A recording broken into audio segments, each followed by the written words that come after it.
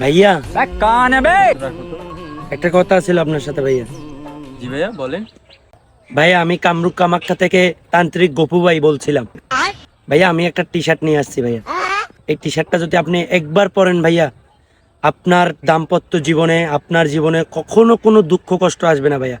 সবাই আপনার দাস হয়ে থাকবে ভাইয়া।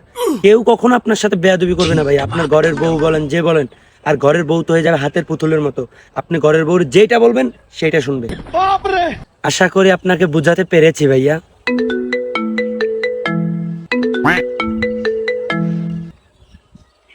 দেখছেন ভাইয়া, আমার বউ কল দিছে, প্রমাণস্বরূপ আপনাকে দেখাচ্ছি এই গেঞ্জির ইফেক্ট।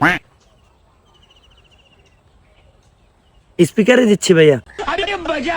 হ্যালো জান।